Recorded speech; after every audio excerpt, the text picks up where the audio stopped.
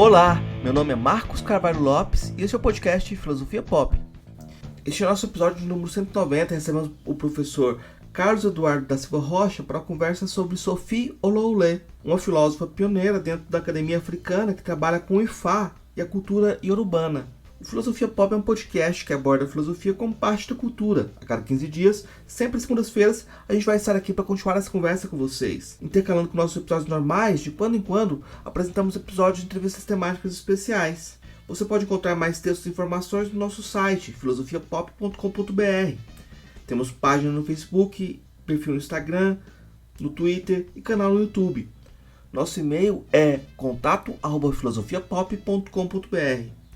Se gosta do conteúdo, apoie nossa campanha de financiamento coletivo no Catarse. O endereço é catarse.me/filosofia_pop. A contribuição mínima que pedimos é de R$5 mensais. Se você preferir, pode contribuir através do nosso Pix, que é contato@filosofiapop.com.br. Se não pode contribuir financeiramente, ajude a gente compartilhando, indicando para amigos. Precisamos muito dessa força. Vamos então para a nossa conversa com Carlos Eduardo da Silva Rocha sobre Sophie Oloulé.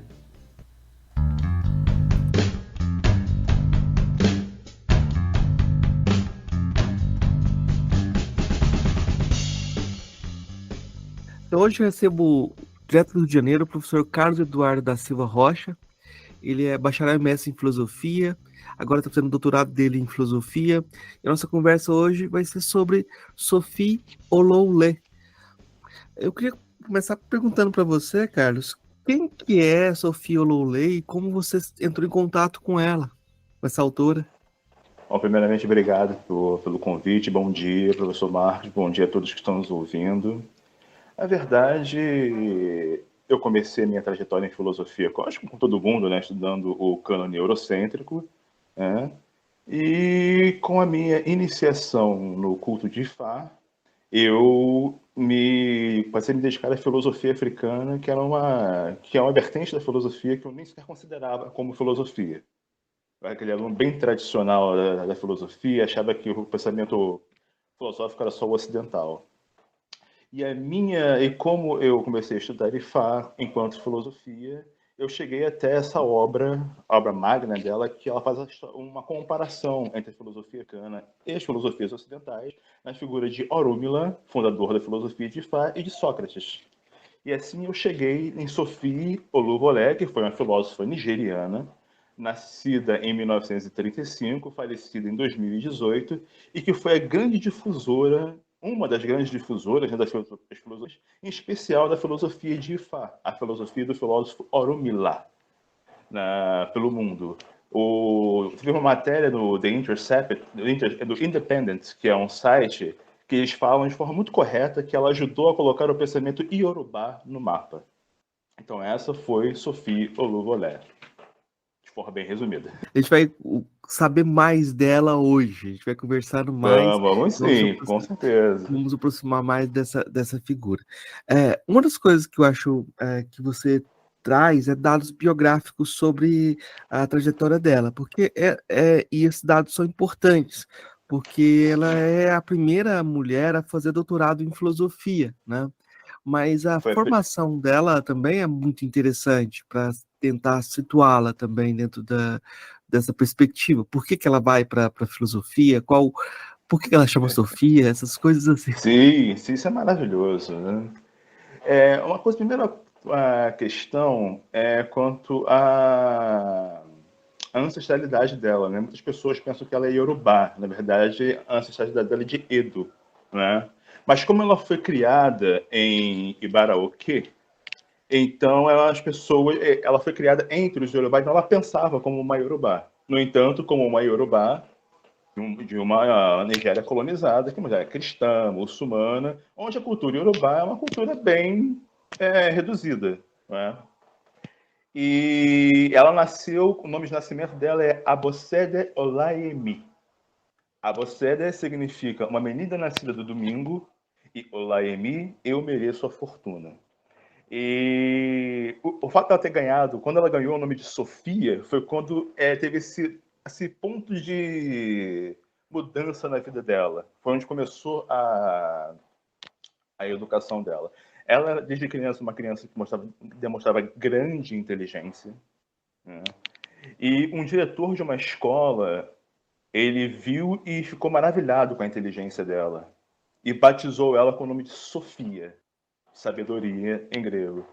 E esse diretor, ela passou a morar na casa desse diretor e levou ela para o Paul St. Anglican Primary School, a escola anglicana, onde ela começou o seu treinamento, a sua carreira acadêmica, a sua carreira de estudos, né? E uma curiosidade quanto ao nome Sofia é que os biógrafos não sabem por que ela mudou de Sofia para Sophie. Até hoje não sabemos por que disso, né? E depois disso, ela foi para, em 1953, ela foi para Ilechá e frequentou a Women Training College, né, a Faculdade de Treinamento Feminino de Mulheres, onde ela concluiu um certificado de nível classe 4, né, e logo assim ela conseguiu, ali ela teve a qualificação para a profissão docente. E aí foi os primeiros passos da carreira da Sophie. E quanto ao nome Oluwole, era o nome do marido que ela assumiu depois do casamento. Aí ela ficou conhecida como Sophie Oluwole. Quando a gente pega a cultura iorubana, a gente sabe que dentro da língua você não tem a diferenciação de gênero, né? Isso traz muitas perspectivas para coisas para pensar na filosofia, né? Mas se a gente pega a Nigéria contemporânea, a gente sabe que essas diferenciações já acontecem por toda a colonização que existe. Eu queria que você comentasse um pouco sobre as dificuldades que ela teve enquanto mulher para fazer esse percurso dentro da filosofia. Essas dificuldades existiram? Como é que você vê esse caminho dela? Bom, essas dificuldades existem sem dúvida, por exemplo, porque como a língua iorubá, ela não tem, como você falou muito bem, gênero, mas o gênero, como diz Oyeronke Oyebumi, foi levado pela colonialidade. Então, o fato dela ser mulher em uma universidade que nem sequer considerava a filosofia africana foi muito difícil. Primeiro, o fato dela ser mulher, e segundo, de querer estudar filosofia africana. Então, ela tinha duas coisas contra ela. Um país machista onde a mulher se tornou machista, infelizmente, por causa da colonialidade, e universidades africanas não reconheciam a existência de filosofias africanas, que a formação era a formação eurocêntrica. E ela encontrou muita dificuldade com isso. Por exemplo, quando ela quis estudar, ela teve a sua primeira formação em 1970 em filosofia, que é um dado interessante, que ela queria estudar letras, né? Mas ela tinha um medo respeitoso de Solé Oyinka, né? Solé Oyinka foi Wole Soyinka, perdão, Wole Soyinka, que foi um ganhador do Prêmio Nobel, dramaturgo, escritor, grande professor da Universidade de Lagos. Mas como ela tinha esse temor respeitoso dele, ela mudou o seu foco de estudos. Ela mudou do curso de letras para o curso de filosofia. E ela teve sua primeira formação em filosofia em 1970, mas ela nunca tinha sido introduzida à filosofia africana. A pessoa é totalmente eurocêntrico na filosofia. No entanto, eu acho interessante dizer, do fato dela ser mulher, do fato dela ser uma mulher que queria estudar filosofia africana, provavelmente muita gente não sabe, mas uma das últimas, se não a última, conferência dela foi no Rio de Janeiro, foi aqui no Brasil, que foi na UFRJ, né? Meses antes da morte dela, do falecimento dela. E ela fala algo muito bonito, se eu puder parafraseá-la aqui. Ela fala que ela foi uma pessoa que teve uma oportunidade única, que foi justamente a oportunidade de poder apresentar as filosofias africanas ao mundo. Não só as filosofias, mas especialmente a filosofia de Yorubá, a filosofia de Ifá, que foi algo que ela procurava muito, era uma voz africana, uma voz originária que pudesse se qualificar enquanto filosofia. O que os professores dela negavam, a maioria dos professores, veementemente. Falavam para ela que isso não existia. Não existia nenhum corpus africano que poderia se classificar enquanto filosofia. Mas ela era perseverante e ela era muito teimosa. Então, ela ela desafiava seus professores, ela procurou esse cânone. Então, essas foram as grandes dificuldades. Por exemplo, quando ela estava no seu mestrado, que ela concluiu em 1974, ela teve uma troca de uma relação de coleguismo, de acadêmico, com J.B. Danquah Jr., que também pesquisava filosofia africana. Mas ele pesquisava a relação entre a filosofia grega e a filosofia egípcia. E isso muito provavelmente era muito mais aceito na academia, porque está estudando filosofia grega e a sua relação com a filosofia egípcia.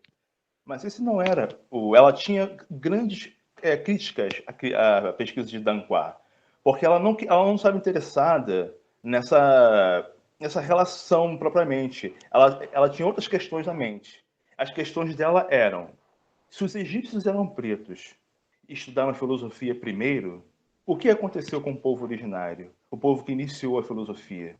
Haverá algum resíduo africano que possa predatar a invasão islâmica e cristã em terras africanas? Ou seja, há algum corpus originário que possa ser considerado de filosofia anterior à invasão colonial, tanto cristã quanto islâmica? Então, é isso que ela procurava. E ela encontrou. E ela reclamava muito dessa questão também, porque o orientador dela de doutorado, que ela quis fazer o doutorado dela em filosofia africana. Mas o orientador Peter Boudouin, ele disse para ela que não havia filosofia africana. Então, vamos imaginar isso. Um professor africano em uma universidade africana disse para ela que não existe pensamento africano. Parafraseando ela disse, abre aspas, quando eu escrevi minha tese de doutorado, que eu terminei em 1984, isso foi na conferência no Rio de Janeiro, não me permitiram trabalhar um tópico africano, pois não existia filosofia africana. Então eu tive que obedecê-los, tive que estudar filosofia ocidental e tudo que me ensinavam era filosofia ocidental. Durante meu doutorado, eu queria mostrar a eles que havia filosofia africana. Todos os artigos que escrevi eram para mostrar para eles que existia uma filosofia africana. Isso porque quando me ensinavam filosofia ocidental, me ensinavam o que um determinado pensador disse. Filosofia é o que as pessoas dizem, então David Hume, Thomas Hobbes, Bertrand Russell, todos os ocidentais. Eu tive que memorizá-los, tive que repeti-los e não podia criticá-los. Enquanto repetisse essas pessoas, eu era elogiada, porque eu podia citar o que aquele filósofo havia dito. Fecha aspas. Ou seja, a academia obrigava ela a fazer esse trabalho de repetição só de filósofos homens e brancos. E não era isso que ela buscava, não era isso que ela queria. Mas ela usou a pesquisa dela foi muito elogiada, ela terminou com louvor, e ela usou isso como um gancho para poder estudar as filosofias africanas, para mostrar a capacidade dela enquanto pesquisadora. Não é? Então, ela acabou sendo, em 1984, a primeira mulher a receber o título de doutorado em filosofia por uma universidade nigeriana e em toda a África subsaariana. Então, esse foi um dos primeiros grandes feitos da Sophia Oluwole. Oluwole, que seria a pronúncia correta do nome. Mas vamos falar Oluwole mesmo. A gente vai ter um problema com essas línguas e as questões da pronúncia, né? Agora sim, o pessoal fala. É que além de ser uma língua sem gênero, é uma língua tonal. Sim. Então, muitas palavras que são parecidas têm significados totalmente diferentes na grafia. Por exemplo, ela mostra isso, por exemplo, no final da conferência dela do Rio de Janeiro, ela dá um exemplo da palavra ocó. Ocó pode significar marido, mas com a mesma tonalidade, ocó significa enxada, né? Eu posso falar, meu marido está com uma enxada na mão e ocó na mesma frase. Então, ela tem essas dificuldades da língua iorubá. Na escrita não é tão difícil, porque você tem marcações que não a diferenciar. Agora, na língua falada, é muito complicado. E ainda você tem um canto, né? Você tem outros elementos são mais difíceis ainda de traduzir, por exemplo, os tambores, Com quando você tem os certeza. tambores de fala, etc.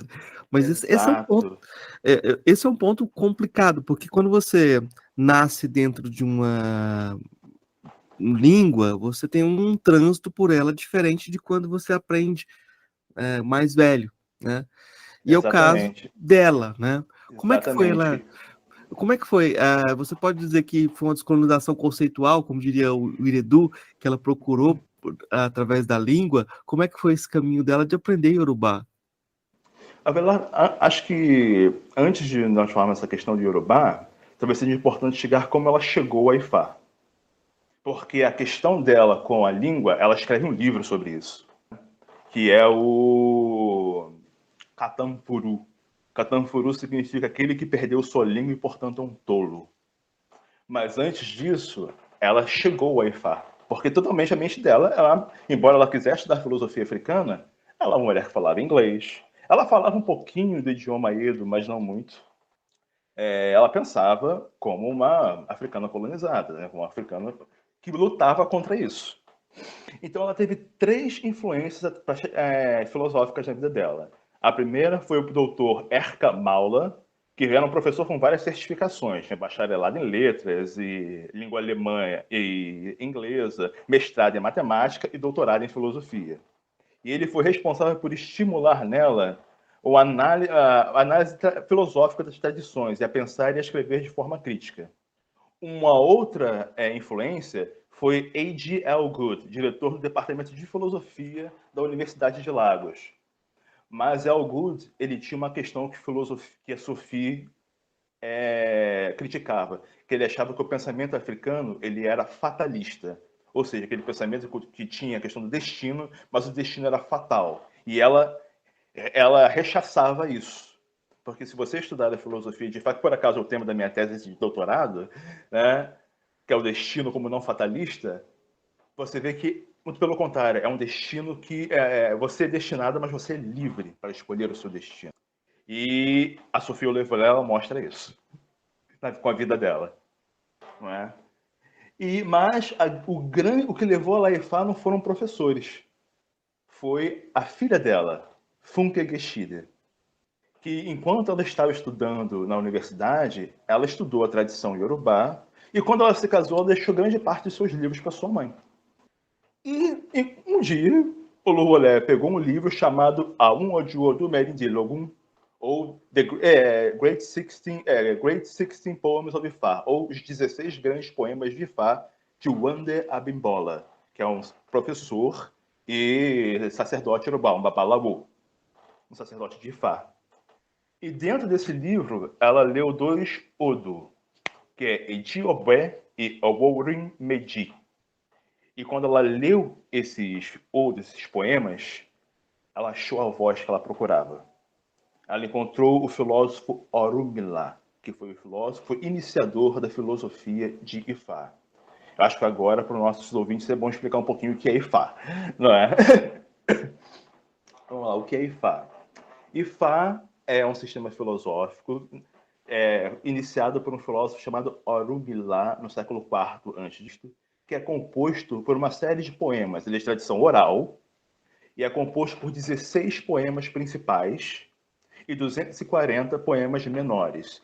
Os principais são chamados Oju Odu, poemas maiores, e os menores Omó Odu. A palavra Omó significa, pode ser filho ou descendente. Então, os poemas menores descendem dos poemas maiores. Mas o que Oluwole fala que Orunmila teve 16 discípulos diretos que compuseram esses 16 poemas principais e eles também tiveram seus discípulos. Então, o Corpus Ifá foi composto pelos discípulos de Orunmila e os discípulos dos discípulos de Orunmila através de gerações, fazendo um total de 256 poemas com mais de 400 mil versos. E aí, o número de versos, eu digo mais porque é indeterminado por ser uma filosofia oral. Então, eu posso ter perdão, eu posso ter 40 transcrições do Zodu. Elas nunca serão exatamente as mesmas. Porque como é uma tradição oral, as pessoas recebem de forma diferente. Não o conteúdo, não o conteúdo dos mitos, dos mitos ou dos ensinamentos filosóficos, mas pode ter um verso a mais ou um verso a menos, uma estrofe a mais, uma estrofe a menos. Isso depende muito da transcrição e de quem recebeu e de como foi recebida. Então, por isso que, e pela oralidade, ela é uma filosofia viva. Uma filosofia que nasceu no século IV, mas ou seja, e é praticada até hoje. Ou seja, é uma filosofia da antiguidade e ao mesmo tempo contemporânea, como eu gosto de colocar. Ela tem esse percurso ininterrupto, diferente, por exemplo, dos filósofos da antiguidade ocidental. Quando você pega Platão, você encara Platão como um filósofo da antiguidade. Os livros de Platão você encara como livros da antiguidade. Já a filosofia de Fá, não. Ela é uma filosofia que, pela oralidade, ela perdura pela história. Então, até hoje, nem, por exemplo, a situação horrenda da escravidão que tentou suprir essa cultura conseguiu. Ela sobreviveu na diáspora e alguns estudiosos dizem que ela é mais praticada aqui na diáspora do que na própria África. Aqui, por exemplo, interpretações de Ifá. Aqui no Brasil nós temos o Ifá Lucumí em Cuba e aqui no Brasil nós temos o Candomblé, que é uma interpretação, uma adaptação, primeiramente, uma interpretação da filosofia de Ifá. Por quê? Porque o Zodo, esses poemas que compõem o Corpus Ifá, são a base dessas religiões e sistemas filosóficos diaspóricos. Então, essa é uma pequena introdução do que é a filosofia de Ifá. A filosofia de Orunmila, que é esse filósofo fundador. Que essa é a voz que Sofia Louvolet procurava e que ela encontrou no livro de Wanda Abimbola. A gente tem vários teóricos masculinos. O Wanda Abimbola, ele era senador, ele tinha um grande prestígio na sociedade, só que ele Tinha. não era um acadêmico dentro da filosofia. Não, ele era um teólogo, né? Um Isso, religioso. isso. É como se ele tivesse para filosofia como um autor ah, que é de fora, né? As fronteiras acadêmicas são sempre muito complicadas, assim. Mas eu acho que tem uma coisa interessante. Eu tô lembrando, querendo chamar a atenção, como tem uma questão também de gênero aí. Muitas vezes quem escreve, a maior parte das pessoas que escrevem eram homens, né? Sim. E aí você tem Isso. eu acho que isso é interessante, né? Também. Essa Não só o questão espaço da, acadêmico. Sim, essa questão da colonialidade levou para Ifá não só para a Nigéria, mas também para Ifá a questão do patriarcado. Tanto que saindo um pouquinho da Sofia Leovolei, entrando novamente chamando a Oyeronke Aboyebumi, ela faz uma crítica muito importante, porque os sacerdotes do culto de Ifá, que manipulam o oráculo de Ifá, chamados de Babalawo, que é geralmente traduzido por pai do segredo. Mas isso, segundo a Oyanoke Aboyebumi, e eu, enquanto estudante da filosofia de Ifá e estudante da língua Yorubá, concordo com ela que é uma corruptela. Porque essa tradução, a primeira vez que a fonte mais antiga que Oyeronke encontrou foi de um estudante um colonizador ocidental chamado o nome me escapa agora. Um francês que ele traduziu por pai do segredo, mas a palavra baba, ele confundiu baba com babá. Babá é pai, baba significa mestre. E a palavra awo pode ser segredo, mas também pode ser mistério. Então, não é pai do segredo, mas é mestre ou mestra do mistério. Né? Ou seja, haviam mulheres babalawo antes do patriarcado chegar à África. E elas foram apagadas da história. Né? Então, essa é uma grande questão, porque um dos motivos pelos quais homens escrevem os cultos, porque apenas homens, hoje em dia, homens heterossexuais, podem ser babalawo. Né? E isso foi levado pelo cristianismo e pelo islamismo para a cultura de Ifá. Isso é muito mais forte na Nigéria, assim, nem sei Sim. se... porque eu acho que você tem até uma mistura comum entre Aqui na diáspora religião também. islâmica. É só... não sabia. Aqui na Porque, diáspora também, infelizmente, isso ocorre. Porque tem a questão dos babalawo, é porque no culto de Fá há classes sacerdotais. tem os Babalawo, que são os sacerdotes que lidam diretamente com o culto ao Orumilá, e tem os Babalorisha e Alorisha, que cuidam do culto dos outros demais Orisha. Os Babalaô são responsáveis pelos oráculos de Orúmila e as Yalorisha e Babalorisha, homens e mulheres, pelo oráculo do Erindilogun, que são os 16 búzios. E essa questão de gênero, então você tem uma hierarquia entre os oráculos, ou seja, o oráculo de Ifá ele é considerado mais elevado, mais sofisticado, enquanto o Erindilogun é considerado mais baixo, mais... Só que nos oráculos de Ifá, o Erindilogun ele é sênior, ele é mais velho, e quem iniciou a sabedoria dele foi Oxum, foi uma mulher. No do Osamedi tem um mito onde Oxum ela encontra a bolsa da sabedoria. E dali nasce o Erindilogun. Então, ou seja, quem encontrou a sabedoria de Ifá foi uma mulher, não foi um homem. Orúmila pegou dela a sabedoria, sem ela perceber. A gente tem um problema aí também, né? Falar que é uma mulher também é um problema já. Sim. Não é? Porque a gente tem uma parte desse mistério também, de você não ter o gênero definido e você falar dos orixás como um gênero específico causa já uma polêmica, já um Sim, jogo. mas esses Odo particularmente, eles apontam o gênero dos Orisha. Porque o que são os Orisha? Que a própria Sofia Olivolé, no livro dela, Sócrates e Orumilá, tem uma passagem que ela traduz, que ela bota: quem são os Orisha? Que perguntam para Orumila. Orumila fala: os Orishas são ancestrais divinizados. Ou seja, são ancestrais que tiveram um exemplo de vida tão grande que nós os divinizamos. Demos a eles o status divino. Então, os Orishas são ao mesmo tempo elementos da natureza, são antropomorfizados por elementos da natureza ou por sexo anatômico.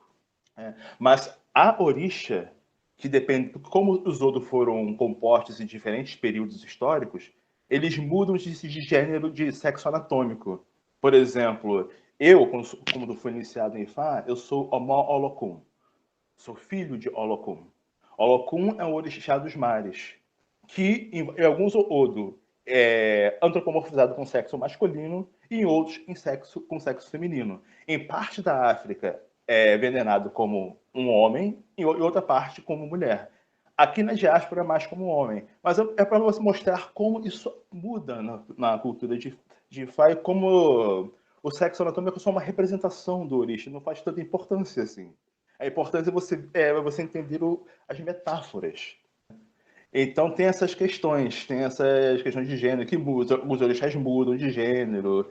E Oxum, é importante dizer que aqui na diáspora, por exemplo, temos muito essa questão da Oxum sensual, a Oxum sedutora, mas esquecemos que Oxum foi a sabedoria. Ela foi a primeira oraculista, a primeira a interpretar e falar através do oráculo de 16 búzios, que é a voz dela que fala por esse oráculo. E infelizmente, essa imagem é relegada de Oxum. Então isso mostra como, dentro da própria filosofia, a interpretação ela pode ser deturpada a ponto de rebaixar o feminino. Bom, mas esse foi o encontro de Sofia Louvolet com Ifá. Foi através da filha dela, que deixou os livros para ela, e ali ela encontrou a filosofia de Ifá. Só que o livro de Wanda Bibola, ele é bilíngue. E Sofia Louvolet tinha um grande problema. Ela não lia Yorubá. Não é? E ela encontrou essa barreira da língua. Ela viu ali um sistema que ela falava que tinha religião, filosofia, matemática, física, lógica, computação. Ela fala que o sistema que Ifá foi um dos primeiros sistemas computacionais. Porque o que é a computação? A computação é um hardware e um software. Não é? Só que eles não funcionam sozinhos. Eles têm que funcionar de forma conjunta. E ela fala que essa é a concepção da realidade de Ifá, que tem o Orun, o mundo imaterial, e o Ayé, o mundo material. Mas, embora sejam mundos distintos, eles não são totalmente separados, eles não são opostos um ao outro. Eles funcionam de forma holística. Um depende do outro para existir. E essa é a concepção de Fá da realidade. Ela fala que isso é a computação. Então, foi um dos primeiros sistemas computacionais, fora também que os oráculos têm uma linguagem binária, como a linguagem computacional. E a questão da língua, da realidade colonial, uma mulher que falava inglês, ela teve que procurar professores que ensinavam para ela a falar Yorubá. Porque ela fala que é muito importante para você retornar aos seus antepassados, você conhecer a língua dos seus antepassados. Que ela fala que, por exemplo, quando ela estava na faculdade, ela fala que não existia filosofia ocidental. Existiam filosofias ocidentais.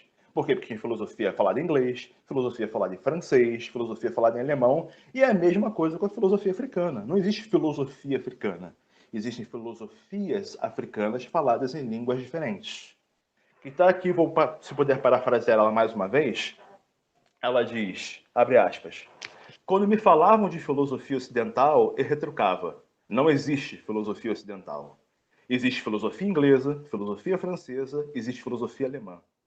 Mas não posso colocá-las juntas, pois são línguas diferentes. Então, se você quiser ensinar filosofia africana, busque o que os africanos diziam em suas próprias línguas. Fecha aspas. Então, disso e dessa experiência própria dela, né, ela viu que ela tinha que aprender o que Orumila, que essa voz que ela procurava, falava em sua própria língua. E ao estudar isso, ela se viu como alguém que perdeu sua língua, alguém que perde sua língua, alguém que perde sua identidade. Que é isso que a colonialidade faz. Ela suprime as identidades originárias para impor essa cultura alienígena, essa cultura exterior como suprema.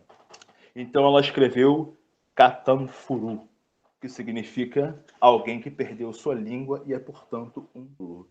E nesse livro ela pergunta quem somos nós, africanos. Nesse livro ela convida os africanos a questionarem a si mesmos, a falarem por si mesmos e a que estudem o que eles disseram em sua língua.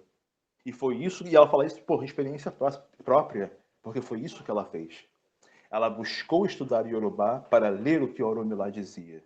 Justamente para não ter... Porque a filosofia, né, nós em filosofia é muito importante, na hora de traduzir um texto, por exemplo, é você traduzir o texto, que é essa grande dificuldade de tradução de texto de filosofia, que é você traduzir o texto sem você ferir o sentido original dos conceitos. E como nós trabalhamos com conceitos, você não pode deturpar esse conceito. Como aconteceu com a palavra babalawo, que o Oyemu me chama a atenção. E essa deturpação levou a uma interpretação que só homens podem ser babalawo. No entanto, sempre houveram homens e mulheres babalawo. Tanto que os 16 poemas principais de Fá, como Ediobé é um nome próprio, que não tem gênero. Não sabemos se Ediobé era homem ou mulher. Não sabemos quais dos discípulos de Orumila eram homens ou mulheres. E dizer que era apenas homens é um absurdo. Uma sociedade que era baseada não em gênero, mas em senioridade. É isso que é importante dizer. A sociedade iorubá pré-colonial, ela não tinha base em gênero, ela tinha base na senioridade. Os mais velhos eram reverenciados pelos mais jovens, não importa o sexo. Né? Então, Orumilá teve discípulos homens e mulheres que foram 256 filósofas e filósofos que constituíram o Corpus Ifá. Em Katanfuru, ela faz essa pesquisa justamente para mostrar a importância da língua e como isso é importante para a identidade endógena de cada um de nós. Ainda mais dos povos que foram colonizados. De certa forma, é como se ela voltasse para o Soinca, né? Porque o Soinca tem esse projeto do Yorubá como base, né? Quando você pega os intérpretes dele, o livro, as pessoas tentam fugir do seu orixá e tentam fazer caminhos ocidentais. No final, eles estão fazendo um percurso determinado ou definido pela personalidade que eles têm a partir dessa filiação, né? Então, mas tem um passo aí que é um passo diferente que você está chamando a atenção, que é a questão linguística mesmo, porque o Soinca e o Chinua Achebe, Eles escreveram em inglês, não tinha nenhum problema em relação a isso, nenhum problema maior em relação a isso. Enquanto o Ngugi wa Thiong'o fala da descolonização necessária para você escrever em línguas africanas. Como é que fica essa Exato. posição da Olowale em relação a esse debate linguístico? Porque ela chega a pensar que é preciso fazer filosofias africanas em línguas africanas. Ela escrevia em inglês, né? Mas ela achava que era importante você conhecer o que os filósofos falavam nas suas línguas originais. Porque você ler uma tradução inglesa de Ifá, você vai ler uma tradução de uma língua patriarcal. Uma língua que vai obrigatoriamente deturpar muitas coisas, porque tem para adaptar a sua língua.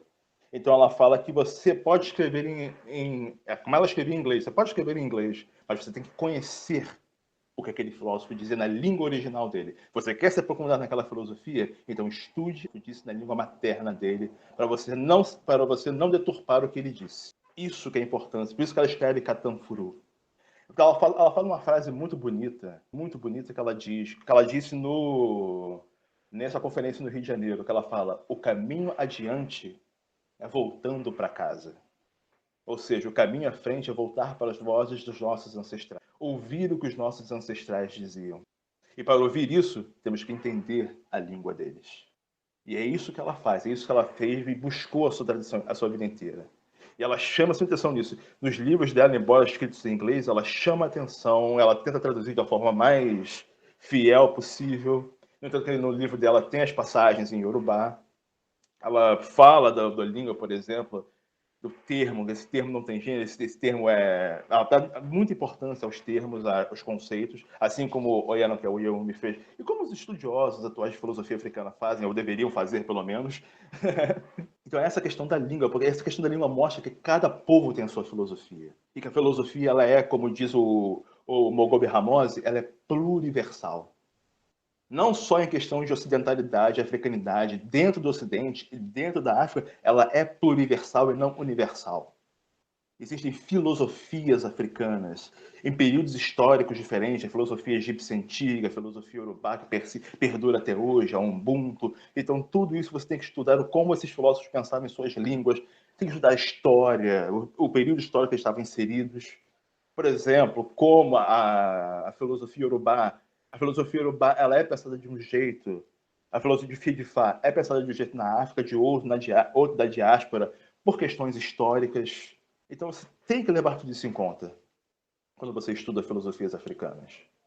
E pensar sempre nessa questão da pluriversalidade, que é muito importante, porque a nossa academia ainda é muito eurocêntrica. Eu, como estudioso, eu fui um grande defensor da tese do milagre grego. Eu comecei estudando Aristóteles, tenho muito carinho por Aristóteles, tá, gente? Mas comecei estudando Aristóteles, meu bacharelado foi em Aristóteles, o meu mestrado foi em Aristóteles, e eu rechaçava totalmente qualquer outra forma de pensamento. Até que um dia eu vi uma palestra, que a minha primeira formação foi na PUC, do Rio de Janeiro. Até que uma palestra eu vi um rapaz falando de filosofia oriental. Eu falei, ele estava estudando aquele Confúcio que ele estudava, que é até um filósofo oriental que muita gente estuda, muito popular. Aí eu falei, tá, até que faz um pouco de sentido. Mas filosofia africana não, embora a africanidade sempre estivesse presente na minha vida, né? Por religião na minha família, por música, pelo samba, né? Sempre. Só que eu via dessa forma, eu via como uma bela cultura, uma cultura religiosa linda, ou seja, como tudo menos filosofia. Foi necessário a minha quebra dos meus preconceitos estruturais, do meu racismo estrutural que eu tinha contra a cultura, parte da minha cultura africana, para que eu pudesse para que eu me iniciasse em Ifá e ali eu visse um corpus filosófico, na qual hoje eu estou me especializando. Ou seja, a filosofia, como eu gosto de dizer, ela quebra os seus ídolos diante de você. Ou dizendo de uma forma mais coloquial, ela te dá uns bons tapas na cara.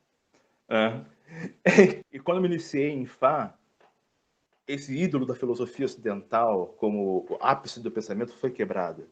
Porque eu vi em Orunmila um pensador um sistema filosófico, como diz Sufi, tem matemática, filosofia, metafísica, epistemologia, religião, tem tudo ali. E os mitos de Fá explicam.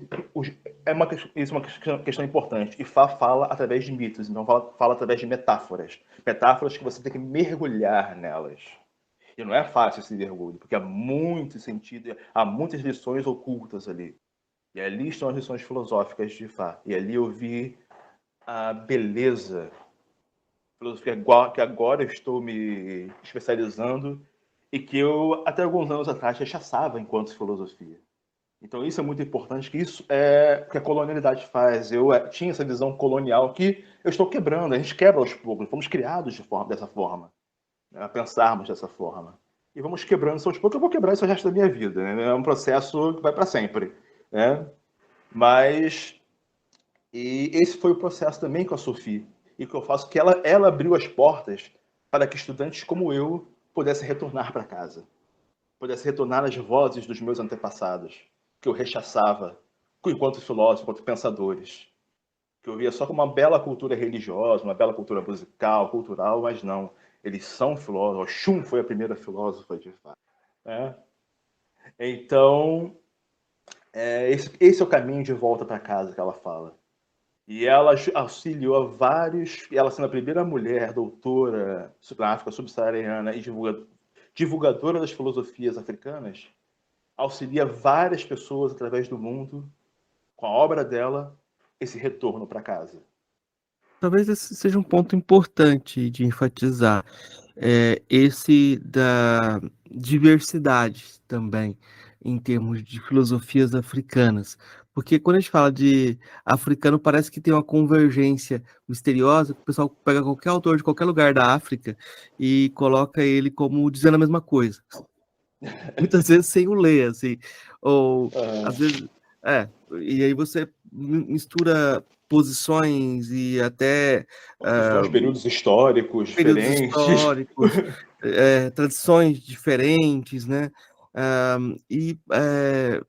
No caso dessa autora, me parece que ela está se situando bem dentro da perspectiva urbana e está pensando aquela forma de pensar, mostrando que tem a filosofia urbana especificamente, né? E não falando que essa filosofia urbana é a filosofia africana geral, né? Não, pelo Eu acho que contrário. eu acho que isso é um ponto importante, porque geralmente as pessoas procuram como você disse, ela não buscava a raiz egípcia, porque ela não tinha essa perspectiva de universal a partir de outro lugar. Exato. Né? E tanto ela fala, existia. Ela fala, se os egípcios eram pretos, o que aconteceu com o povo originário? Então ela procurava essa voz africana que pudesse ser classificada enquanto filosofia, essa voz endógena. Só que ela fala que Orúmila, ele é uma voz.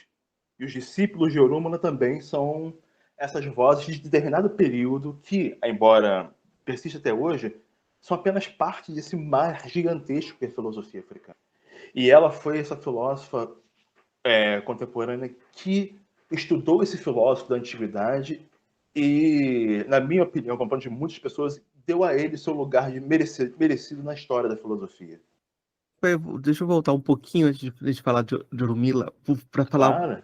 a questão da bruxaria, que eu acho importante, que ela é um tema que ela Sim. tocou também. Aí depois a gente vai para esse debate Sócrates e Orumila. Claro. Ela fala da bruxaria no livro que é Witchcraft, Reincarnation and the Godhead, né? Que ela faz uma relação entre filosofia, entre ciência e bruxaria, numa perspectiva filosófica, né? Que ela fala que os materialistas eles rechaçam de forma veemente essas crenças como bruxaria, como magia, né? Só que ela fala que a ciência reconhece a existência de várias coisas que você não pode ver, então você não pode tocar, você não pode tangenciar. Então você não pode rechaçar totalmente a existência desse mundo que é a bruxaria. A bruxaria é uma má tradução, tá, gente? Que a gente chama em filosofia urbana de Adé. Adé são forças que são opositoras aos seres humanos, que podem prejudicar o nosso destino. É traduzido por bruxaria, por erros de tradução, que acaba levando a uma tradução de uma coisa terrível, horrorosa. Mas não, o Adé é um dos conceitos filosóficos para o mal na filosofia de Ifá. O que é o mal? O mal são as vicissitudes da vida. A morte é um mal. A prisão é um mal. A tristeza é o mal. Então a filosofia de fato tem uma das concepções mais lúcidas que eu já vi do problema do mal. O mal é tudo aquilo que nos fere enquanto seres humanos, mas que temos que passar por elas. E temos que escolher como lidar com elas. E essa questão da bruxaria que ela fala, né? Que ela diz justamente que embora os materialistas possam recusar a bruxaria, eles têm que, pelo menos, reconhecer a possibilidade da existência desse mundo não material, que a filosofia, que a ciência mostra que é um mundo não material, como não material que eu digo que nós não podemos, não é tangível. E ao mesmo tempo ela fala para as pessoas que praticam a bruxaria, que acreditam no Adé, que sejam críticos à sua prática, né? Que vejam a sua prática, as suas crenças de forma crítica. Que na filosofia Yorubá nós temos Ogum, que é a magia, não o orixá Ogum. Ogum, que é a magia, que é a parte importante, traduzido por magia, tá, gente?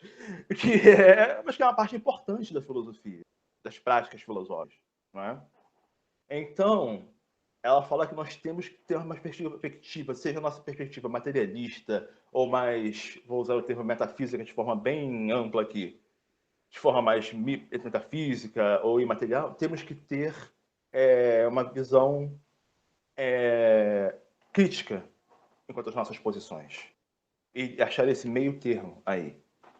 É isso que ela fala entre a relação de magia e ciência.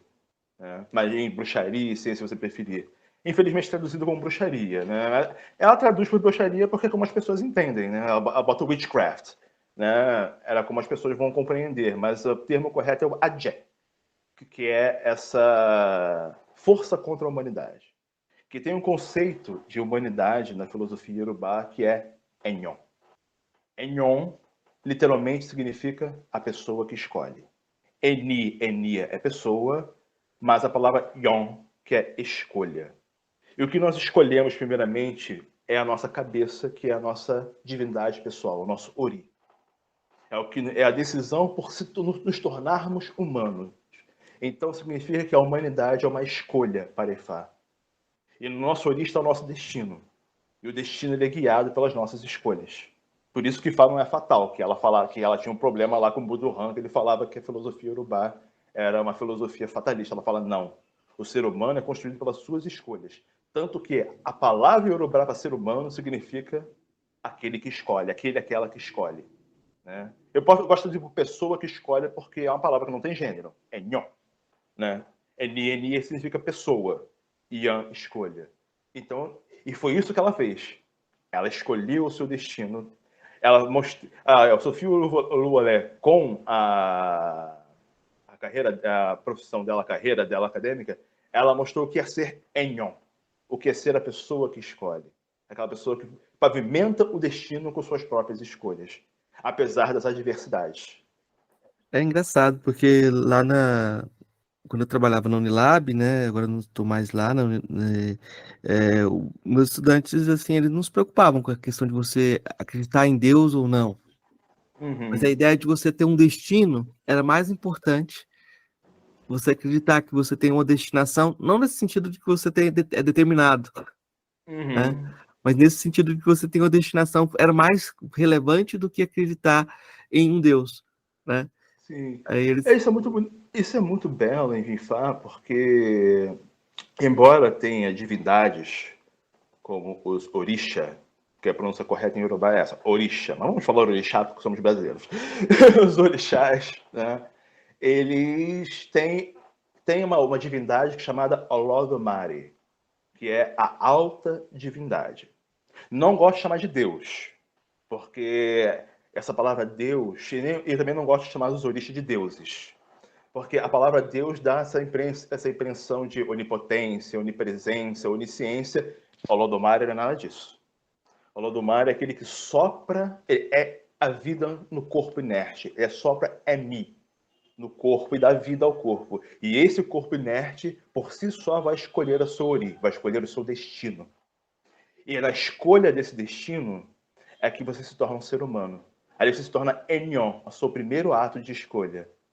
Ou seja, o ser humano, miticamente, metaforicamente falando, ele é formado por Ara, corpo, Mi, o sopro divino que dá vida, e Ori, a cabeça que nós escolhemos, que é o primeiro Orisha.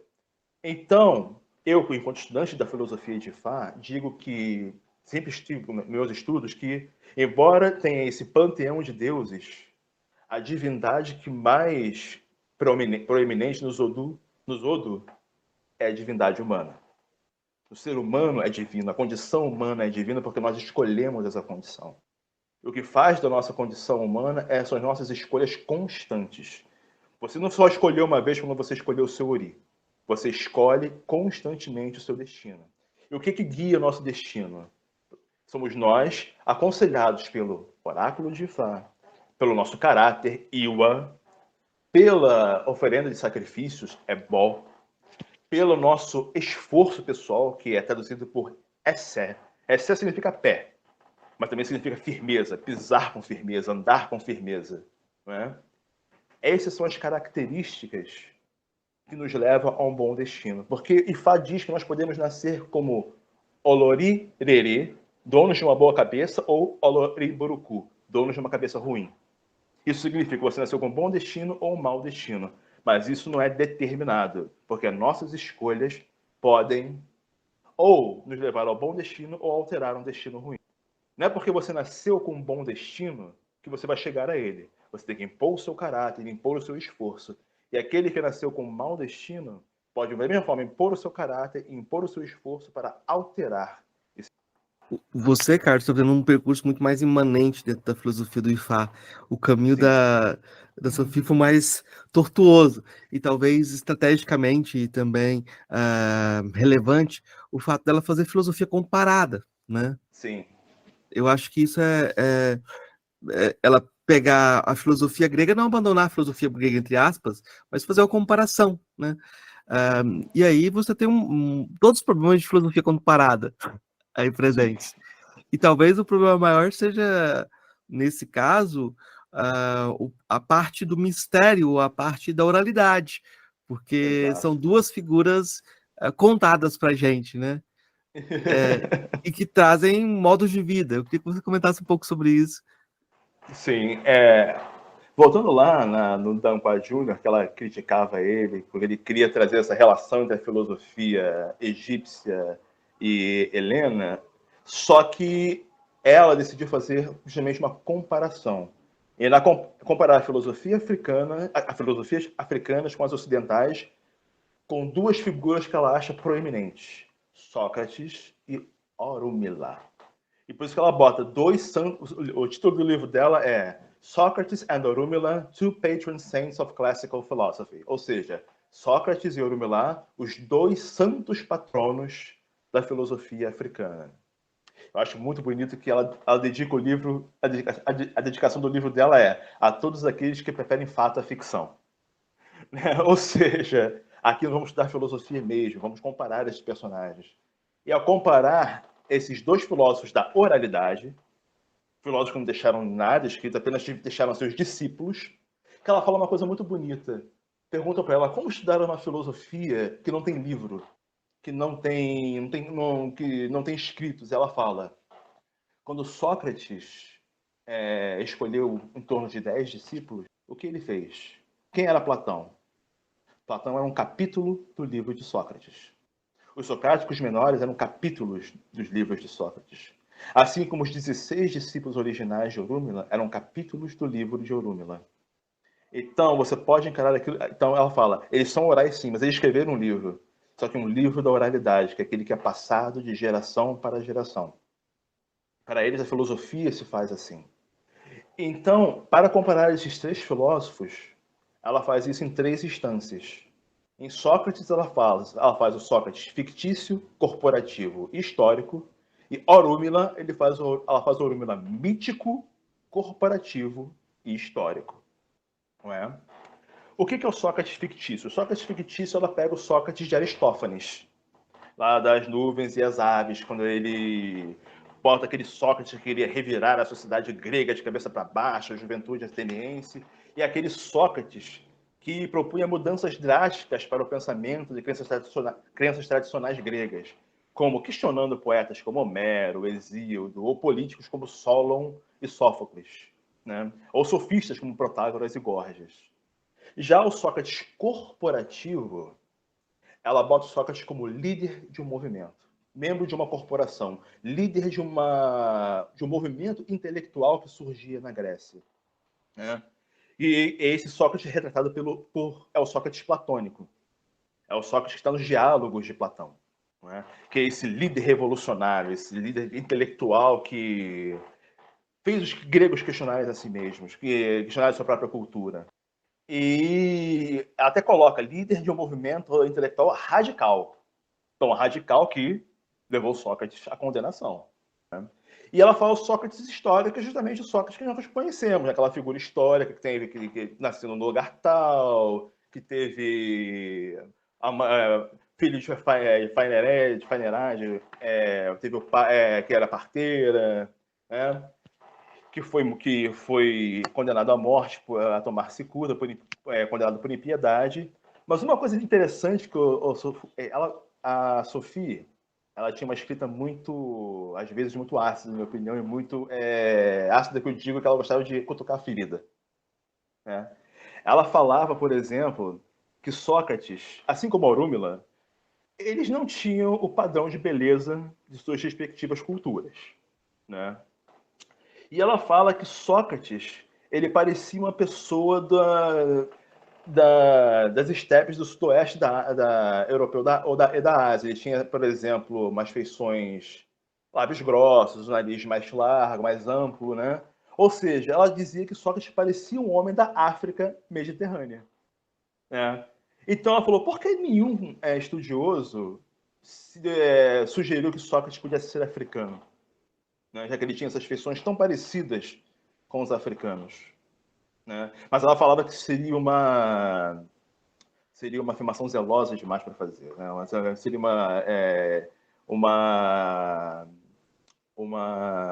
seria uma sugestão muito absurda para os estudiosos ocidentais permitirem-se supor que Sócrates poderia ser um africano. Já com Orúmila, ela faz o Orúmila mítico. O Orúmila mítico é esse membro desse grupo celestial, que são os Orisha, não é? E que o próprio Orúmila é o Orisha da divinação. E o papel dele era levar a sabedoria e organizar a sociedade através de sua sabedoria. E é aquele que deixou a sua sabedoria, Ifá, junto com seus oráculos. É importante dizer que nos Odu, nos poemas que compõem o Corpus Ifá, quando a palavra Ifá serve tanto para o sistema filosófico quanto para o próprio Orúmila. Então, quando no poema você diz Ifá diz, você pode ler Orúmila diz. Então, ele era membro desse grupo celestial e que deixou o seu oráculo para as pessoas se comunicarem a ele quando necessário. Por quê? Orúmila, dentro da filosofia de Ifá, Ereli Ipim. Literalmente, a testemunha ocular do Lote. O Lote é o nosso Ori que nós escolhemos. Então, ele é o único que vê o destino que nós escolhemos. Então, só ele pode nos ajudar a consultar o nosso Ori para nós guiarmos o nosso destino da melhor forma possível. Lembrando que nós somos livres. Ir até o oráculo de Ifá é uma escolha. E acatar os conselhos de Orúmila também é uma escolha. E eu, como praticante de Ifá, digo que não é escolha nada fácil. Já levei muita bronca nos oráculos, já levei... E a parte mais difícil, justamente, é quando Orúmila nos aconselha a maneirar aspectos do nosso caráter, né? Isso é um exercício da vontade, é um exercício de escolha. Que a filosofia de Ifá é a filosofia da escolha, é a filosofia da... Eu gosto de falar que o Orúmila foi um existencialista antes do existencialismo, porque ele falava dessa questão do somos destinados e nós escolhemos nosso destino. Nós escolhemos o sentido que queremos dar à nossa vida. E aí passando por Orunmila corporativo. O Orunmila corporativo também é aquele que é o líder de uma corporação, líder de uma escola mística que se fundava, que ele escolheu 16 discípulos para difundir seu pensamento. Ou seja, várias pessoas procuravam Orunmila, mas desses ele escolheu 16 para passar o seu conhecimento, e esses 16 passaram para outros 240, que aí se fundiu o Corpus Ifá. A palavra Orunmila vem do termo Orunlomo Enitei Olá, que significa que ela traduz por apenas o Orun, ela traduz por céu. Eu não gosto de traduzir Orun por céu. Apenas o céu sabe quem será salvo no fim. Ela diz que provavelmente não era o nome do filósofo, que assumiu essas alcunhas, que isso era comum no mundo antigo iorubá, né? Então, Orunmila foi esse que iniciou essa escola mística, essa escola, esse sistema filosófico que perdura até os dias de hoje. E tem também o Orunmila histórico, que ela pega de uma lenda que descreve ele como uma personalidade histórica nascida por volta de 500. Está no livro de Emmanuel, que fala desse Orunmila que viveu, de fato, entre nós, esse homem, essa pessoa que deu início a essa escola filosófica, né? E nessas 3 instâncias que ela compara esses filósofos da oralidade. Ela mostra que foram filósofos que tiveram similaridades, tiveram suas diferenças culturais, mas tiveram muitas similaridades em questões de teoria, fato de escolherem um número determinado de discípulos para passarem o seu conhecimento, né? E para esse conhecimento ser difundido. Que eu posso enumerar aqui, se vocês quiserem, um quadrinho que mostra similaridades e diferenças entre Sócrates e Orunmila. Por exemplo, um primeiro ponto. Sócrates acredita-se que tenha nascido em Atenas por volta de 486 a.C. Outros afirmam que ele veio de Apoloquê. Orunmila acredita-se que tenha nascido em Ado, outros afirmam que nasceu em Leifé em 500 a.C. Sócrates era retratado como um homem como tendo olhos grossos, lábios grossos, barriga grande, uma grande tolerância a álcool, calvo, pele escura, estatura baixa, feio e cambaleava quando andava. Orunmila era descrito como tendo estatura baixa, pele preta, um homem feio dado a bebida, o que fazia que ele cambaleasse enquanto andava, né? Acho interessante como essas figuras históricas, eles tinham essa aparência, talvez não tão bela, mas eram belos em virtude, belos em pensamento. Isso era uma outra semelhança entre Sócrates e Orunmila. Aqui, alguns dizem que Sócrates tinha pelo menos 10 discípulos, outros afirmam que tinham mais. Orunmila é conhecido por ter tido 16 discípulos diretos, né? Uma coisa que é importantíssima. Sócrates pregava a arete, a virtude, como o ideal para a boa vida, mas foi acusado de ser homossexual e polígamo e tinha 2 esposas. Já Orunmila, ele tinha iwa, caráter, como princípio, de uma vida ideal, mas era polígamo, tinha muitas esposas. Olokun, a esposa, Oranyamia, o príncipe coroado de Odudu era sua concubina, né? Mas o importante aqui, para nós colocarmos, é que Sócrates tinha a arete, a virtude, e Orunmila tinha iwa, o caráter, que eram pedras angulares de suas filosofias, não é? Eu tenho uma crítica a Sophie, que ela traduz iwa por virtude, quando ela faz essa comparação com Sócrates. Iwa, para mim, a melhor tradução é caráter, que é diferente da concepção grega de virtude, né? O caráter, ele é diferente, mas ao mesmo tempo é uma prática constante. É uma questão da escolha. Você tem que praticar o caráter como tem que praticar a virtude, não é? Mas a tradução, para mim, de caráter é melhor do que de virtude para Iwa. Mas essa crítica não se prolonga? Vou te perguntar isso já, perguntando sobre a recepção da autora, assim, porque quando você faz a comparação, você acaba fazendo mediação, né? É um Sim. Em relação ao outro, e aí o conhecimento que ela tem da filosofia urbana é limitado também, né?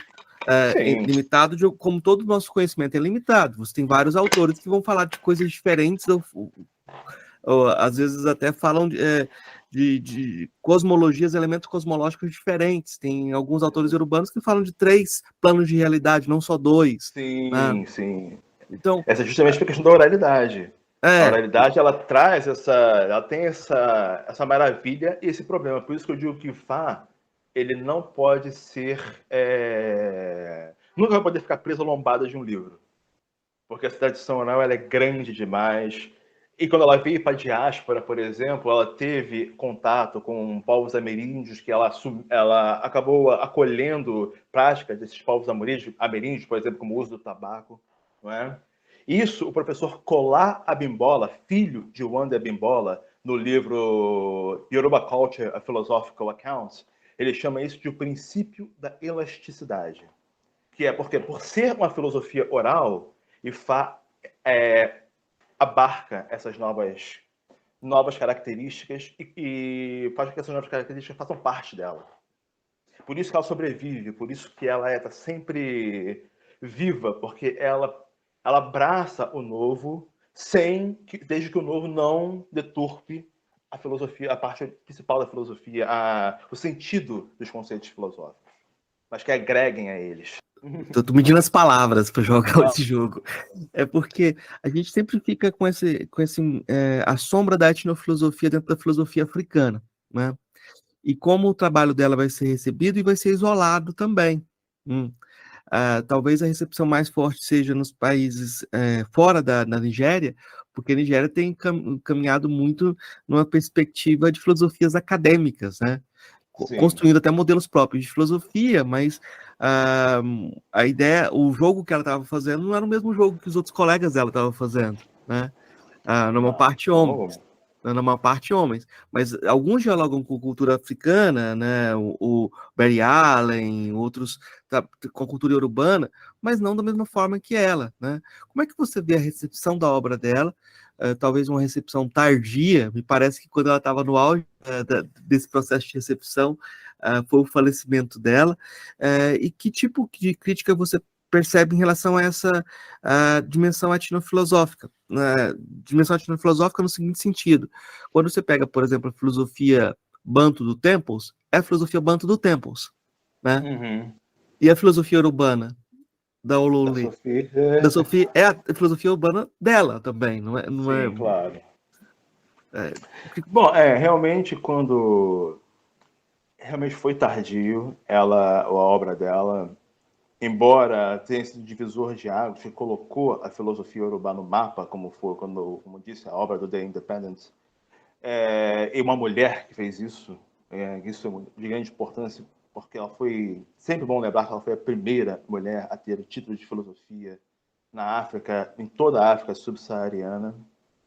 Mas como você diz, ela estuda Orunmila com a perspectiva filosófica e dela, né? Como eu também estudo, de uma perspectiva minha. Por quê? Porque não tem como eu estudar tudo, não tem como nós estudarmos tudo. São 256, são mais de 400 mil versos de Odu. Que são sempre que é diferente de uma tradição para outra. Por exemplo, o Ifá estudado na Nigéria não é o mesmo Ifá que estudado no Benin. Não é o mesmo que eu digo porque tem alterações nos versos, tem versos a mais, estrofes a mais. Tem também as variações do Yorubá, da Nigéria para o Yorubá de outras partes da África. Aqui na diáspora, por toda a nossa carga histórica, temos nossas perspectivas que a colonialidade tem um peso ainda em cima. Né? Então, eu como estudante da diáspora, por exemplo, eu tenho um Ifá, eu estudo, embora como estudante de filosofia, eu busque a origem o máximo possível. Eu sou um produto da diáspora, que fui educado dentro de uma filosofia ocidental e que estou quebrando esses preconceitos. E a Sophie foi a mesma coisa. Ela foi aquela que teve que quebrar preconceitos, então ela teve o ifá dela, por assim dizer. Né? Isso que eu acho que é a etnofilosofia. Ela teve o ifá dela porque ela teve que quebrar os próprios preconceitos dela. Ela teve que quebrar barreiras de gênero. A grande barreira que ela quebrou foi a primeira a ser doutora em filosofia. Outra barreira que ela teve que quebrar foi professores que não aceitavam a filosofia, que negavam, rechaçavam que o orientador dela era um especialista em filosofia grega. Né? E ela traz esse Orúmila, ela traz essa visão mais filosófica, por exemplo, que o Ifá, que nós dizemos, é o Ifá religioso, a religião praticada, não tanto o corpus filosófico. E ela traz o Orúmila filósofo. O Orúmila enquanto pensador, como Sócrates era. Não o Orúmila, também o iniciador de uma religião, um oraculista, mas o filósofo, o pensador, aquele que traz dentro do seu todo epistemologia, metafísica, lógica, aquele que tem aquela racionalidade do pensamento. E ela traz isso, e esse é o Orúmila dela, é a interpretação dela de Orúmila e de Sócrates. Então, realmente, o nosso conhecimento ele é muito limitado, né? Sempre será. Essa é, acho que, a grande crueldade de estudar filosofia, né? Nosso conhecimento sempre será limitado, mas ela, com essa obra dela, embora com todas as limitações, colocou a filosofia, colocou Orúmila como um filósofo ao lado de Sócrates, dando a ele seu lugar na história da filosofia. Queria só fazer uma nota aqui que, para mim, o nome etnofilosofia não é depreciativo, porque para algumas pessoas... Por favor, gente. Porque senão a gente cai num jogo... o pessoal lá na Europa faz etnofilosofia o tempo todo. Significa... eu acho que a gente tem que tomar cuidado com isso, porque às vezes as pessoas com certeza. Vão tomar como algo depreciativo, mas não, quando você parte de uma cultura e você dignifica essa cultura e toma ela como a base para um pensamento, ela mostrou que havia uma forma de vida. Toda forma de vida, quando a filosofia é pensada como forma de vida, ela tem essa dimensão ligada à cultura cotidiana das pessoas, né? E ela trouxe essa chave, com algumas diferenças e algumas vantagens, né? Ela mostrava algumas vantagens quando a gente pega a filosofia urbana. Carlos, fala. Não, é justamente isso, porque a etnofilosofia, no caso da Uluvolé, é justamente quando ela fala que é preciso voltar para casa. É preciso que você faça esse caminho de volta para você achar as vozes dos seus ancestrais. E foi o que ela fez. Ela fez com todas as dificuldades que ela tinha por um país que hoje é um país extremamente machista. Né? Na época dela, as mulheres tinham pouco acesso à educação, pelo menos não tanto quanto os homens, obviamente. Né? E num país que rechaçava a sua própria cultura endógena. Então ela fez esse caminho, isso é etnofilosofia, ela fez esse caminho de volta, né? Ela achou de volta, a partir dessa voz, ela mostrou que, olha aqui, isto é filosofia, esse é Orúmila. E se está falando de destino, eu separei aqui, por exemplo, uma passagem da República e uma passagem de Oyekumedi, do Oyekumedi, que mostra as semelhanças entre Sócrates e Orúmila com a questão do destino. Sócrates fala na República 617 ele diz: teu gênio lhe será atribuído. Não lhe será atribuído, mas escolherás teu gênio. E quem for sorteado primeiro, que tenha a primeira escolha. E a vida que escolherás será teu destino. Fecha aspas para Sócrates. Agora, Orúmila. Cada ser humano enviado à Terra pelo Onipotente, a Terra deve se colocar diante do Orixa para escolher sua bênção, com a condição de que não possa escolher mais de uma bênção, seja qual for sua preferência. Esposas, filhos, qualquer forma de prosperidade. A escolha é livre e ilimitada, a não ser pelo protocolo de um tipo para cada pessoa, não mais. Nossa escolha divina determina nossa vida terrena. Uma escolha errada acima resulta em sofrimento abaixo. Isso parece fatalista, mas não é. É uma lição sobre a importância de sermos responsáveis pelas nossas escolhas. Essa é uma das metáforas de Fá acerca do destino, que está sempre constante. A responsabilidade moral acerca de nossas escolhas. Ser humano, quando você opta por ser humano, você opta por uma grande responsabilidade, que é ter uma vida humana, no meio de outras vidas humanas. Esse é o ensinamento de Fá. E esse é a minha leitura de Fá. É o Fá que eu trago dentro de mim. Né? E aí a gente começa a se desvelar também, né? É um jogo também muito importante. Eu acho curioso e importante fazer essas comparações, porque a noção de livre-arbítrio, de universalidade, é uma coisa cristã posterior, né? Os gregos estão muito Sim. mais próximos da oralidade e de uma perspectiva de destinação, eu não sei qual palavra que a gente pode usar aqui, mas é uma perspectiva bem diferente dos poderes do humano em relação à totalidade, né? Sim.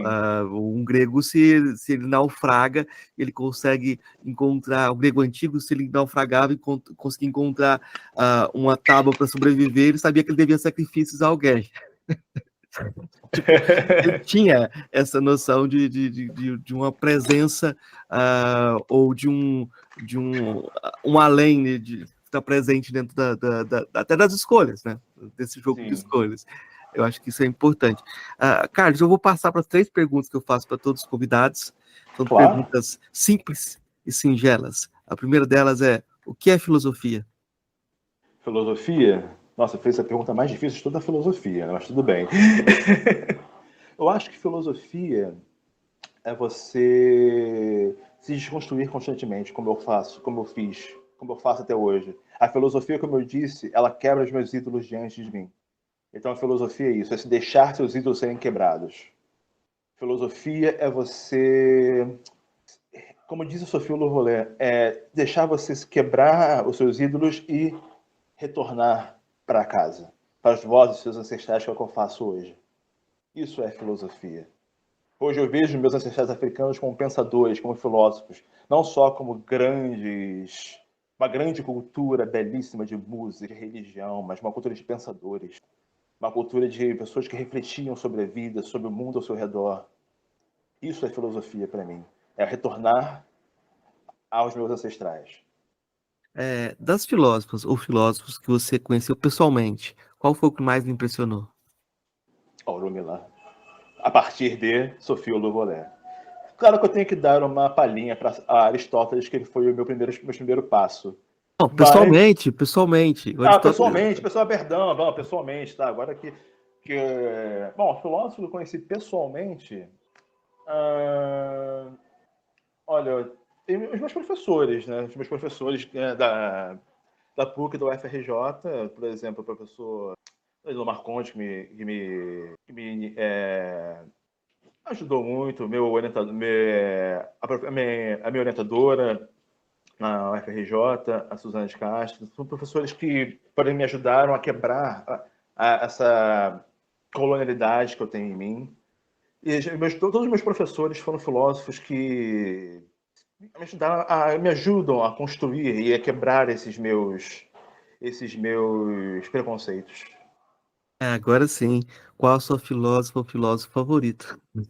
Ah, tá. Então, Orúmila, né? Orúmila foi filósofo que, a partir de Sofia Louvolet, me mostrou como retornar às vozes dos meus antepassados. Foi filósofo que ele é um dos meus antepassados históricos, da minha descendência africana. Então, embora Aristóteles tenha sido os meus primeiros passos, Orúmila foi o filósofo que me mostrou que a filosofia é o retornar para casa. E isso é ser Enyon.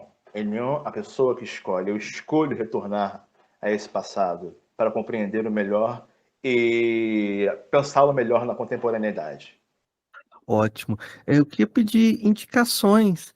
O que você poderia indicar para as pessoas que estão ouvindo, de leitura, de filme, de música, que você acha interessante de indicar? Gente, olha só. Infelizmente, livros em filosofia iorubá, a grande maioria estão em inglês. Né? Tem o livro da Sophie, que é o Sócrates em Orúmila, para quem puder ler em inglês. Em português, nós temos o livro do Ney Lopes, o Ifá Lukumi, que é sobre o Ifá, mais uma tradição diaspórica, mas que ele faz todo um percurso de forma bem concisa, todo o percurso da África até a diáspora. Né? Ele fala primeiro do Ifá na África, para ele mostrar como o Ifá chegou na diáspora. Isso na tradição afro-cubana. Tem, por exemplo, também a mitologia dos orixás do Prange, que eu gosto muito, que ele coloca vários odo ali, vários poemas traduzidos, não é? E música, tem uma cantora iorubá que eu gosto muito, que é a Asha, que ela canta em inglês e em iorubá. Vocês acham... ela tem ela no Spotify, é lindo ela cantando em iorubá, vocês podem baixar a letra traduzida do YouTube, que é lindo demais. A música africana é muito linda, gente. Se vocês começarem a ouvir a Asha, vou te dar um monte de playlist para filosofias e para músicas africanas. A Asha é o nome artístico dela, significa tradição. Então, e filme, por exemplo, tem um filme moderno que eu gostei muito, é um filme hollywoodiano, tem seus problemas, mas que eu gostei muito, que foi A Mulher Rei. Que a Mulher Rei faz uma palhinha de Ifá, que tem uma babalaô, uma mulher que é uma oraculista no filme. Então faz essa referência a Ifá, que eu gostei bastante. Então a Mulher Rei fica aí com uma dica de... Eu vou indicar, eu queria indicar primeiro um livro chamado Um Mundo Iluminado, que é do Hubert Dreyfus, da Sean Dorrance Kelly. É Um Mundo Iluminado, uma leitura dos clássicos à procura de um sentido no mundo secular. É um livro que você vai encontrar ele só na tradução portuguesa de Portugal, né? Mas você encontra ele em e-book. E acho muito interessante porque ele faz um contraponto. Em primeiro lugar, o que significaria você partir de uma noção, de uma perspectiva de destinação para uma perspectiva de livre-arbítrio, né? O que isso traz como implicação na forma de você compreender o mundo, né? Essa é a primeira interrogação que ele faz e vai mostrar todo o peso negativo da ideia de você ter um livre-arbítrio absoluto, né? Do individualismo extremo, né? Como isso pode ser destrutivo, né? Então, acho que é um livro interessante até para fazer isso que a gente falou, que eu comentei aqui hoje, como a gente pode aproximar o mundo grego do mundo iorubano a partir dessa perspectiva da oralidade também, mas a partir dessa perspectiva também de você não ter... Essa ideia de livre-arbítrio está muito longe do universo iorubano. Ele está muito mais próximo dos gregos do que a gente, né? Isso parece estranho, né? Mas não, pelo contrário.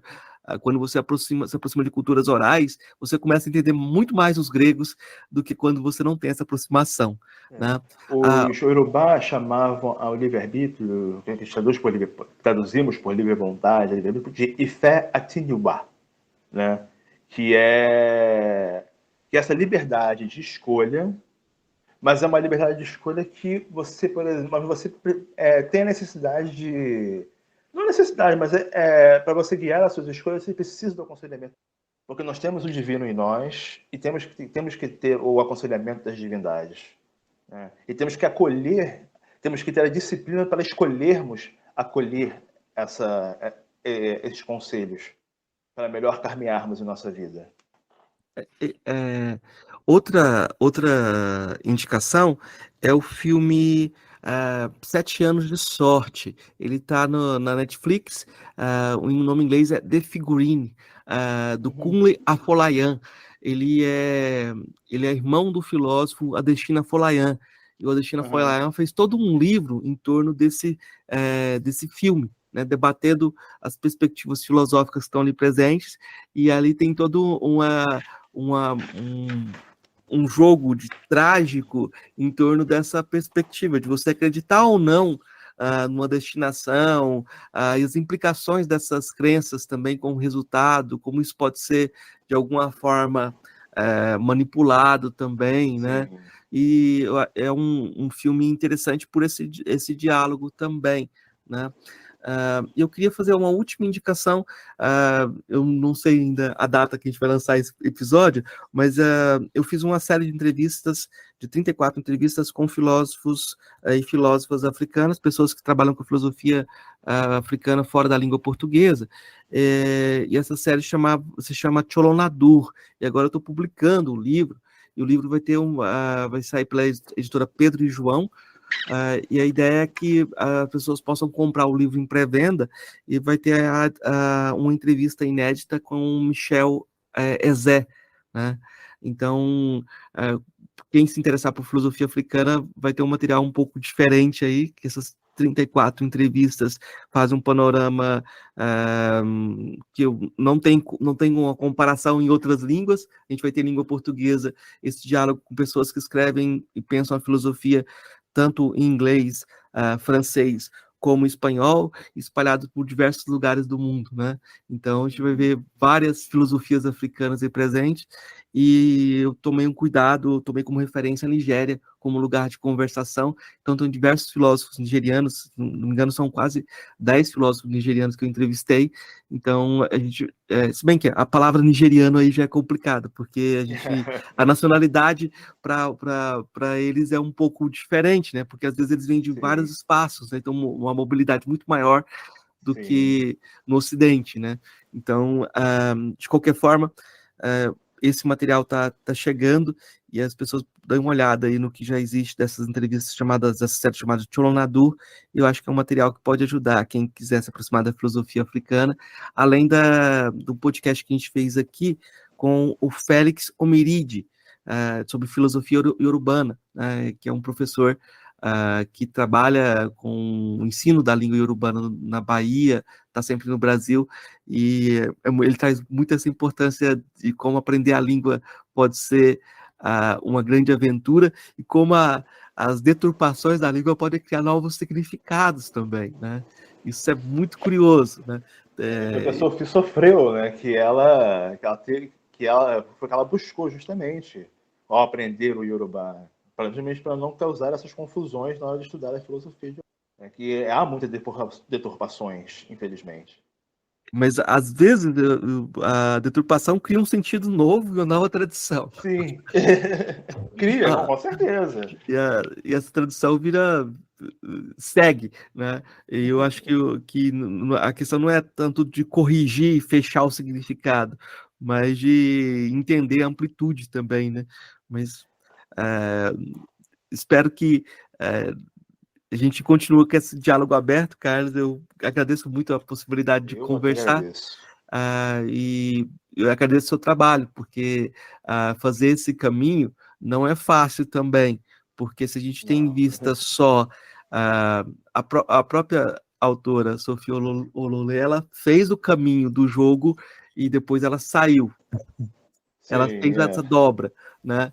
E você está sendo um pouco, eu vou dizer, você está sendo dando um passo com ela, mas para além dela também, me parece, quando você faz um trabalho imanente, né? Ah, muito obrigado. Eu tenho muito a agradecer. Eu que agradeço por estar aqui. Eu agradeço muito a Sophie Olowolé, porque se não fosse por esse passo dela, talvez eu não estivesse hoje estudando filosofia africana. Uhum, Agradeço a Orumilá pela filosofia que eu estou me especializando. E uhum. é um prazer, e agradeço a todos que estão nos ouvindo aqui agora, ou vão nos ouvindo quando o episódio for postado. E muito obrigado, professor, pelo convite. Foi uma conversa maravilhosa. E é sempre bom estarmos aqui nos desconstruindo filosoficamente, mostrando que a filosofia ela é pluriversal. Que existem muitas filosofias africanas, que é um mar que temos que mergulhar profundamente nas suas metáforas, e estudarmos todos seus sentidos ocultos nos seus odus, nos seus mitos, né? Da maravilha de suas metáforas. Muito obrigado pelo convite e pela conversa. Valeu, obrigado, Carlos. É isso, é isso.